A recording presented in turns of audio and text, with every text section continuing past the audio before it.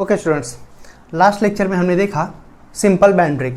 Simple band break का construction कैसा था?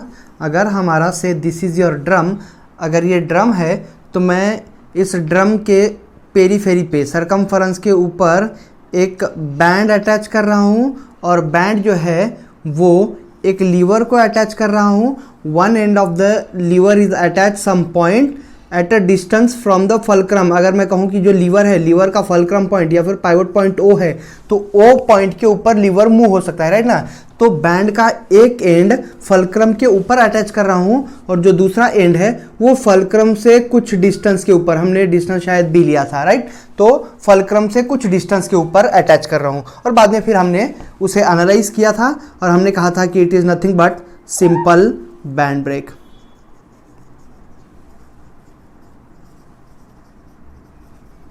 राइट, सिंपल बैंड ब्रेक कैसा है कंस्ट्रक्शन? लीवर, ड्रम, ड्रम के ऊपर हम बैंड की मदद से कोई फ्रिक्शनल फोर्स जनरेट कर रहे हैं। बैंड का एक एंड फलक्रम को ही अटैच कर रहे हैं और दूसरा एंड हम अटैच कर रहे हैं at some point on the lever at a distance some distance from the fulcrum, right.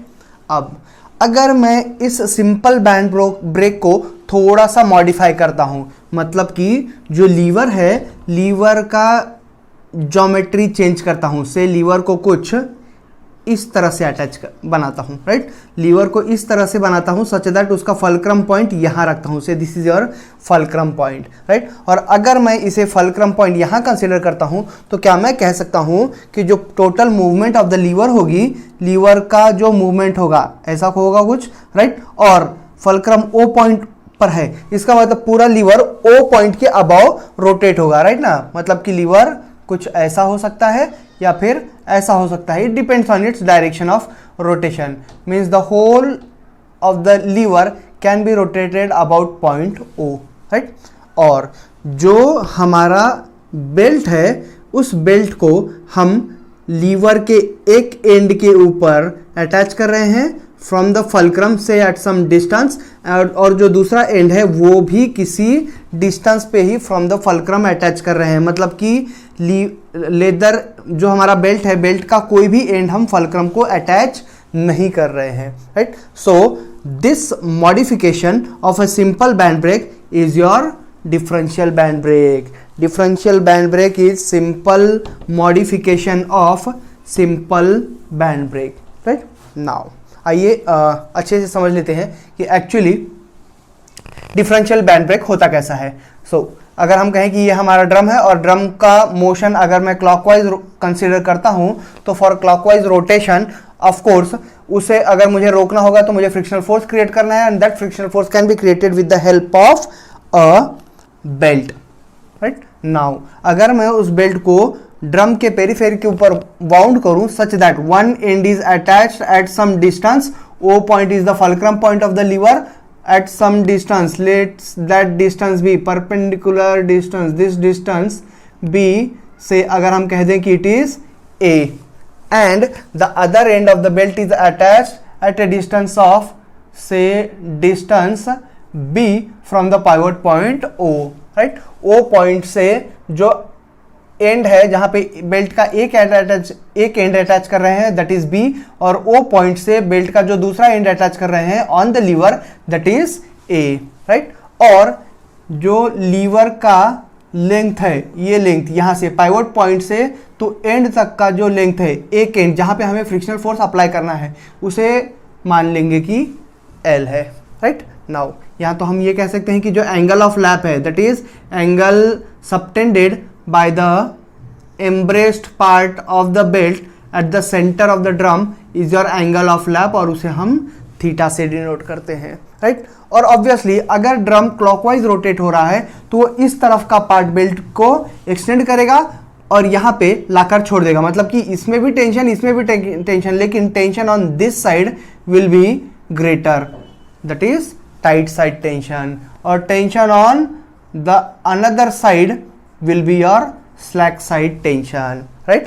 now बात आती है ब्रेक अप्लाई करने की। अगर ब्रेक्स अप्लाई करने होंगे तो ऑब्वियसली अगर मैं कहूं कि इस एंड के ऊपर some amount of force apply करो such that the motion of the drum should be retarded, मतलब कि मुझे सिंपल ब्रेक लगाना है, और अगर ब्रेक लगाना है, इस पॉइंट पे ब्रेक लगाना है, तो या तो इस पॉइंट को मैं अपवर्ड डायरेक्शन में खींचूंगा या फिर लोअर डायरेक्शन में खींचूंगा, राइट ना। Application of force may be in upward direction और it may be in downward direction, right. लेकिन it depends, the application of force depends on the length of this part, right ना। जो ए length है उस length के ऊपर depend करेगा कि मैं फोर्स किस डायरेक्शन में लगाऊं, राइट। इन केस जो ए लेंथ है, ये इतना लेंथ, ओ से इस पॉइंट को नाम दे देंगे ए, एंड ओ से ये जो पाइवट पॉइंट है इसे बी दे देंगे। अगर O A is greater than O B, O A अगर ओ बी से बड़ा है तो ऑब्वियसली मैं ब्रेक अप्लाई करने के लिए डाउनवर्ड डायरेक्शन में फोर्स लगाऊंगा, राइट ना। जब मैं डाउनवर्ड डायरेक्शन में फोर्स लगाऊंगा तभी तो, सिंस ये डायरेक्शन, ये जो लेंथ है ओ बी ये छोटी है और ओ ए ज्यादा, ओ ए ओ बी से ज्यादा है, इसका मतलब deflection of this point B in downward direction will be less as compare to the deflection of point A in this direction, right ना। मतलब कि मुझे जो फोर्स है वो फोर्स डाउनवर्ड डायरेक्शन में लगाना पड़ेगा, दैट इज पॉइंट बी। लेकिन ऑफ कोर्स ये कब कंडीशन है, अगर O A is greater than O B, right. अगर O A is greater than O B, in that case the application of force P must be in downward direction. But if OA is less than OB, अगर ये length OB से छोटी है तो obviously breaks apply करने के लिए मुझे P फोर्स अपवर्ड डायरेक्शन में लगाना पड़ेगा, right. Okay, so for this particular case, since diagram में हमें दिख रहा है कि OA is greater then OB, तो ऑब्वियसली जो मुझे फोर्स है यहां पर that should be applied in downward direction. Now, since we are very much known to all the notations, that is T1 tight side tension, T2 slack side tension, theta is your angle of lap, तो हमें जो relations use कर रहे हैं, हमें मालूम है कि एक रिलेशन है हमारे पास T1 upon T2 equals to E raise to mu theta, that is tension ratio. हमारे पास दूसरा रिलेशन है ब्रेकिंग टॉर्क TB, है ना। Braking torque TB is equal to, okay, या फिर इसे अच्छे से ही ले लेंगे, टेंशन रेशियो।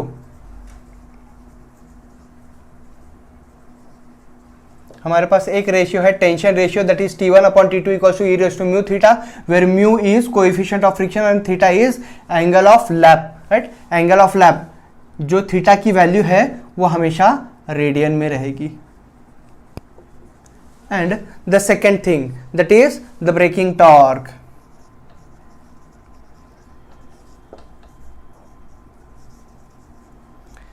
ब्रेकिंग टॉर्क हम डिनोट करते हैं TB से, TB will be equal to T1 minus of T2 into radius of the drum R। So braking torque TB is T1 minus T2 into R। और in case अगर analyse करने की जरूरत पड़ती है या फिर एक्सटर्नल फोर्स निकालने की जरूरत पड़ती है तो क्या मैं कह सकता हूं कि P into perpendicular distance. Now ये दो बातें हो सकती हैं कि या तो ड्रम क्लॉकवाइज रोटेट हो या फिर एंटी क्लॉकवाइज रोटेट हो। तो अगर मैं कहूं कि the drum is rotating clockwise, for clockwise rotation of course T1 यहां ऐड करेगा, तो P into perpendicular distance, moment about O point के ऊपर अगर मैं मोमेंट लेता हूं तो force P into perpendicular distance is L। Again the moment due to T1 will be acting in the same direction as that of the moment of P, that is T1 into perpendicular distance B, it should be equal to T2 into perpendicular distance OA is nothing but say small a, right। so अगर हमें इस ऐसा कुछ analyse करना पड़े तो of course हमारे पास यही एक रिलेशन तैयार होती है। नाउ अगर आपको ये समझ में आ रहा है कि जो moment due to external applied force है that is being added by the tension produced by the friction produced, right ना। ये जो टेंशन है इसकी वजह से ये जो फोर्स है that is also a force, it is being getting added to the externally applied force, that is this is the case of self energizing brake।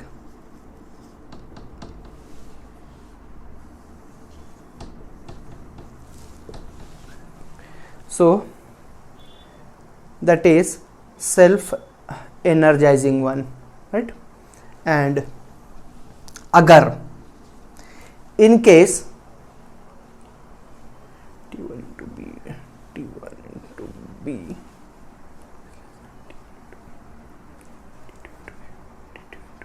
okay, this is the case of self energising brake. Now अगर मैं कहूं कि P की value 0 है या फिर negative है, मतलब कि वो brakes if P is equal to 0, तो ऑफ कोर्स जो हमारा ब्रेक होगा that will be self locking one,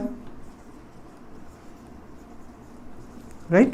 और सेल्फ लॉकिंग के लिए कंडीशन है that is T2 into A should be less than or at least equal to, T2 into A should be less than or at least equal to, it should be T1 into B. ये condition अगर satisfy होती है तो ही हम कहेंगे कि वो self locking break है, राइट. ओके, अगर मैं एंटी क्लॉकवाइज रोटेट करूं,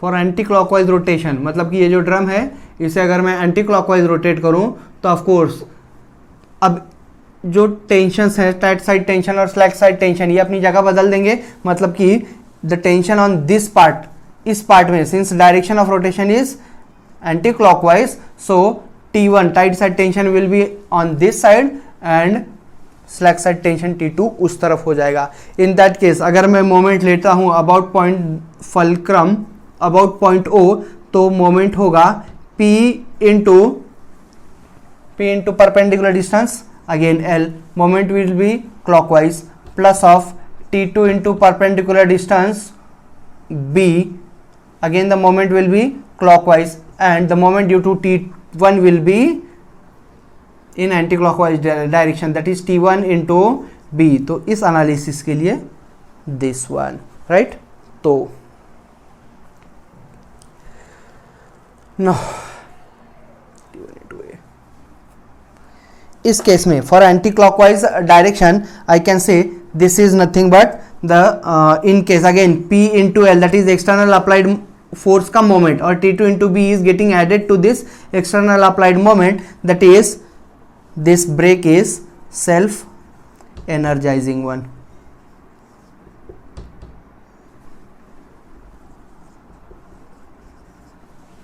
और the condition is T1 into A should be less than or equal to T1 into, so T2 into B, right. किसके लिए? For the brake to be self locking one, right. So this is the whole case of a differential band brake. Let us solve a very small question based on this concept.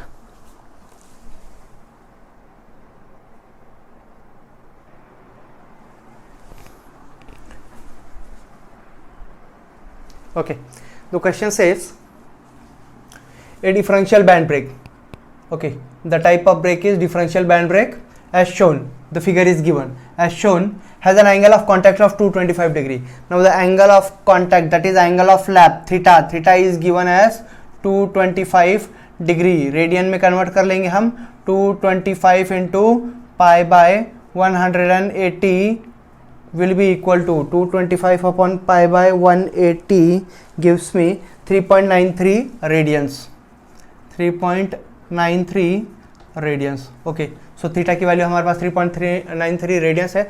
The diameter of the drum is 350 mm. Diameter of the drum, let small d be the diameter of the drum, it is equal to 350 mm. Can I say that the radius of the drum will be equal to 175 mm or 0.175 meters? So we have radius of the drum as 0.175 meters and sustains a torque of 350 mm. Sustains a torque. Now it is a differential band brake. The torque produced on the drum brake, can I say कि वो जो torque है वो breaking torque दिया है. So braking torque is 350 newton metre, right. Okay, The coefficient of friction between the band and the drum is 0.3. Coefficient of friction between the band and the drum is 0.3. That means mu की value दी है हमें 0.3, right. Okay, then find first bit. First bit में हमें find out करना है the necessary force P. P for clockwise and anti clockwise rotation. अगर drum clockwise rotate होता है तो P की वैल्यू कितनी, अगर ड्रम एंटी क्लॉकवाइज रोटेट होता है तो P की वैल्यू कितनी, राइट. एक बात तो ये हमें फाइंड आउट करना है. दूसरी बात, the value of OA. Second bit we have to find is OA for the brake to be self locking. For the brake to be self locking, हमें OA की वैल्यू फाइंड आउट करनी है, right. Okay, let us move. और हम यहाँ से चालू करेंगे. फर्स्ट बिट सॉल्व कर लेंगे कि अगर ड्रम क्लॉकवाइज रोटेट होता है तो for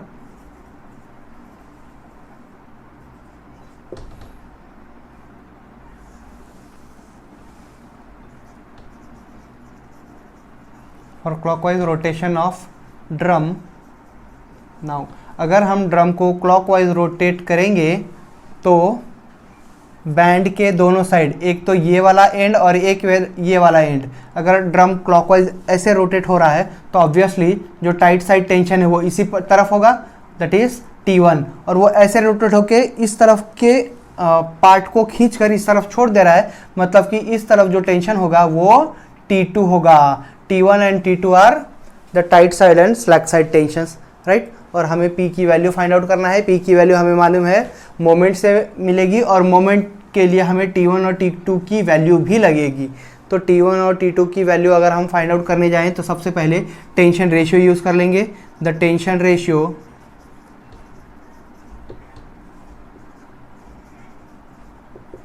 is, now tension ratio तो हमें मालूम है T1 upon T2 equals to E raise to mu theta, right. T1 की वैल्यू हमारे पास नहीं है, T2 की वैल्यू नहीं है, तो T1 upon T2 equals to E raise to mu की value is given as 0.3 into theta. Theta की वैल्यू हमने रेडियन में कन्वर्ट कर लिया है, 3.93 इज इक्वल टू T1 की value is equal to in terms of T2 मिलेगी.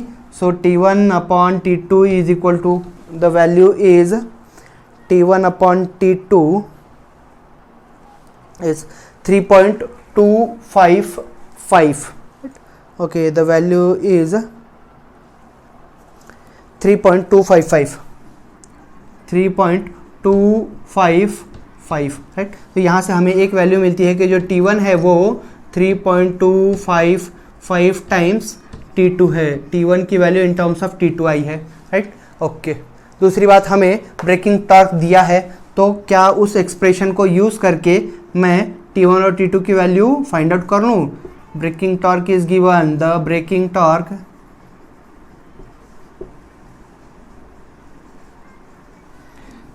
Torque is TB. और for a differential brake the braking torque का एक्सप्रेशन है हमारे पास T1 minus of T2 into radius of the drum, right. और braking torque की तो हमें वैल्यू दे दी है 350 newton metre, 350 newton metre. T1 की वैल्यू नहीं है, लेकिन T1 की value in terms of T2 है, that is 3.255 times T2 minus of T2 into radius of the drum. Radius of the drum 175 mm. Now यहाँ ध्यान दीजिए, TB की वैल्यू 350 न्यूटन मीटर में दिया है तो मैं रेडियस भी मीटर में पुट करूंगा, that is 0.175 meters. So T1 T2 will be equal to 350 upon 0.175 equals to 3.255 minus of 1 हो जाएगा 2.255 टाइम्स T2, राइट. और इस वैल्यू का जब हम सॉल्व करेंगे तो हमें T2 की वैल्यू मिलेगी, right. So T2 will be your how much? Okay, T2 की वैल्यू है आती है 887 Newton, 887 Newton. This is the value of T2. Now अगर मैं T2 की वैल्यू यहाँ सब्सटीट्यूट करूँ तो मुझे T1 मिल जाएगा, right. So substitute the value of T2, we will get T1. T1 is equal to, अगर T2 की वैल्यू यहाँ सब्सटीट्यूट करता हूँ तो 8 3 24 something more than 2500, 2887. Okay, T1 की वैल्यू 2887 न्यूटन, राइट। हमारे पास T1 है, हमारे पास T2 है, राइट। T1 है, T2 है, और अब अगर मैं मोमेंट लूँ अबाउट द पॉइंट और अबाउट द फल्क्रम, राइट, अगर फल्क्रम पॉइंट पे मैं मोमेंट लेता हूँ तो okay,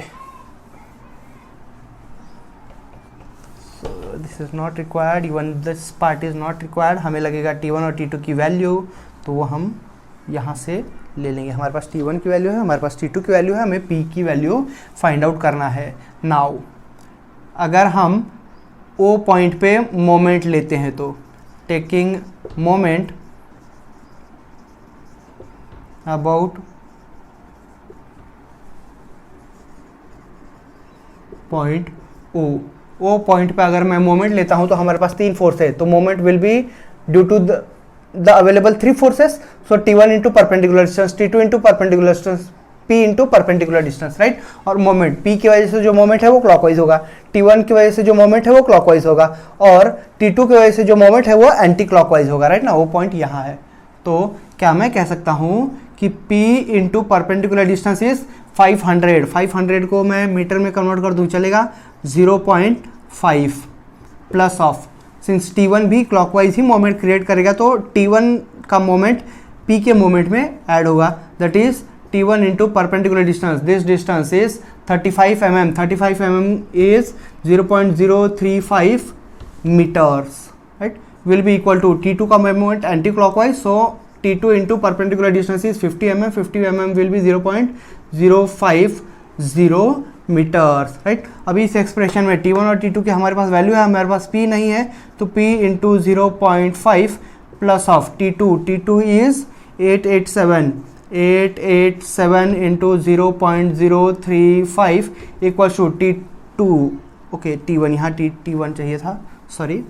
so T1 is 2887 into 0.035 equals to T2 is और 887 इंटू 0.050, राइट। नाउ पूरा एक्सप्रेशन हमारे पास सिर्फ P अननोन है, तो P इंटू 0.5, ये पूरा टर्म राइट साइड में अगर मैं शिफ्ट कर दूँ तो it will be equal to okay 887 into 0.50, something confusion, 500 T2 into 150 को T1 इंटू 35, कोई बात नहीं, आता है आंसर और बिल्कुल आता है। T2 into 150, T2 into 150, okay T2 into 150 कहाँ से आया, T2 इंटू 150, ओके सॉरी, यहाँ पे थोड़ा सा करेक्शन कर लो, this distance is 150, right. So T2 into perpendicular distance is 0.150, T2 887 into 0.150, right. Okay, अब P की वैल्यू अगर हम सॉल्व करें तो of course 887 into 0.150 minus of this value, that is 2887 into 0.035, so okay, ये पूरा एक्सप्रेशन अगर हम सॉल्व करते हैं या फिर ये 0.5 को इसके नीचे लेकर चले जाएंगे 0.5, तो हमें P की वैल्यू मिलेगी, and the value of P found is how much, 64 Newton, 64 Newton, right. Okay, so can I say कि अगर ड्रम क्लॉकवाइज रोटेट होता है तो the external applied force should B of 64 Newton's, right. ये कब, अगर ड्रम हम क्लॉकवाइज रोटेट करते हैं तो। Now let us move forward और P की वैल्यू फाइंड आउट करते हैं जब हमें एंटी क्लॉकवाइज रोटेशन मिलता है तब, that is if the drum is rotated anti clockwise, right.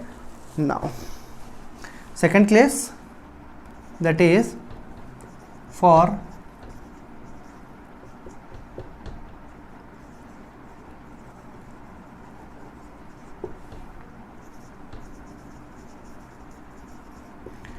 Anti-clockwise rotation of drum.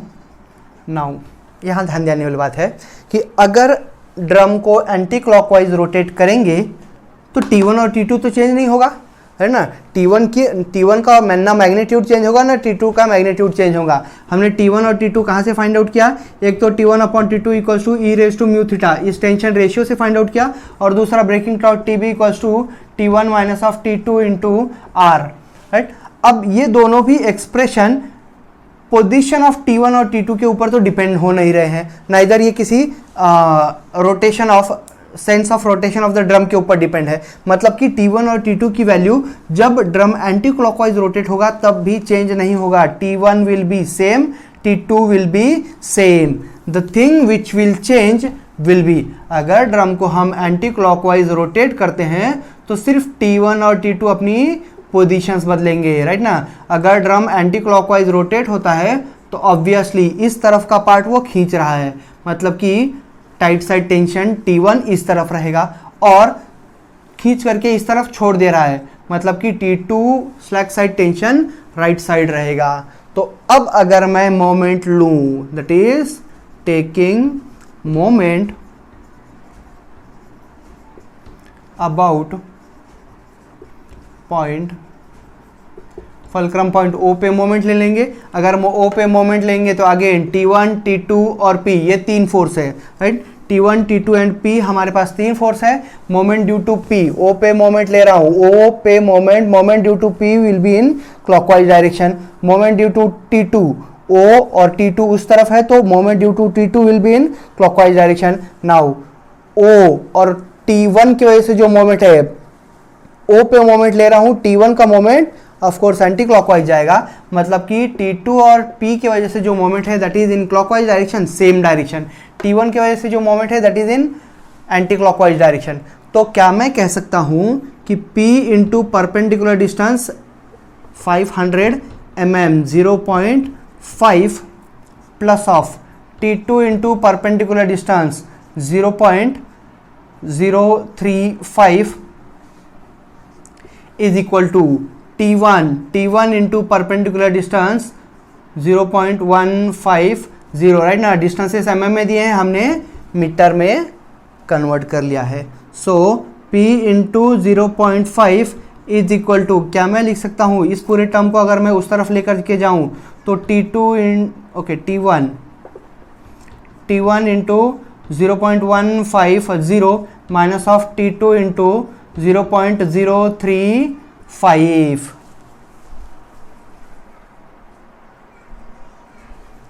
So T1 T2 अगर मैं वैल्यू सब्सटीट्यूट कर दूं तो P into P will be equal to T1 into 0.150 minus of T2 into 0.035 upon 0.5, right.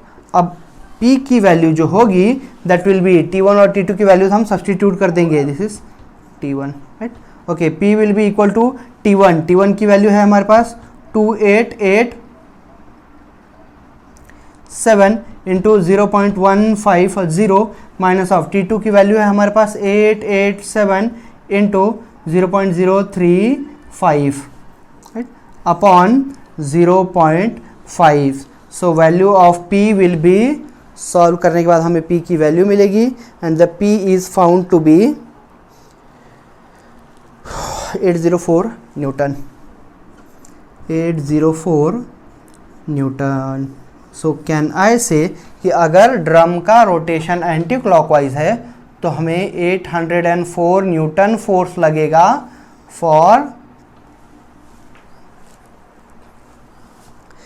for applying the brakes, right? So we have the value of P during clockwise rotation और during anti clockwise rotation। मतलब कि जो पहला beat है problem का वो तो हमने सॉल्व कर लिया है। द सेकेंड बीट सेज कि ओ ए की वैल्यू फाइंड आउट करो।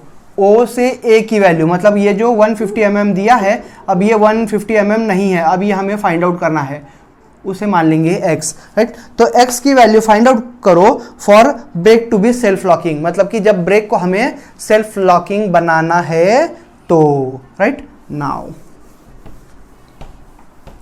Second part of the problem, for the brake to be self locking when the drum rotates clockwise. Okay, ये भी बात है कि अगर ड्रम क्लॉकवाइज रोटेट हुआ तो, राइट। तो आइए यहाँ चेंज कर लेंगे, अगर ड्रम हम एंटी क्लॉकवाइज रोटेट करेंगे, अगर ड्रम क्लॉकवाइज रोटेट होता है तो T1 तो यहाँ होगा और यहाँ एक्ट करेगा T2, राइट। और T1 T2 की तो वैल्यू चेंज नहीं होगी, P की वैल्यू वहीं रहेगी। Okay, the value of OA, so हम सेकेंड पार्ट सॉल्व कर रहे हैं। OA for the brake to be self locking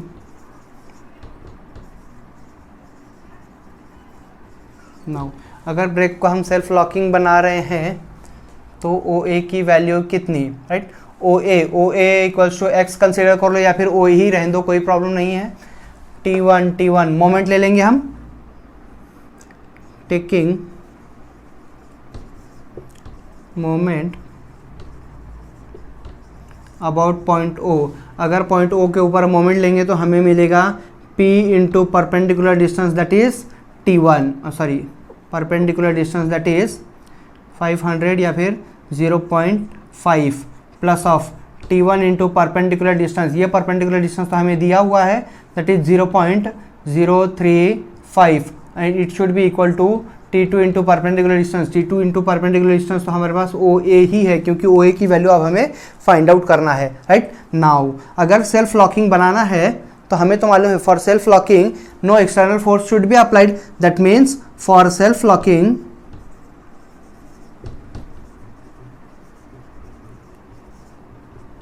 P should be equal to 0, P की वैल्यू 0 होनी चाहिए। मतलब कि हमारे पास रिलेशन क्या रहता है, T1 into 0.035 should be equal to T2 into OA। अब T1 और T2 की तो वैल्यू है हमारे पास। T1 हमने फाइंड आउट किया था 2887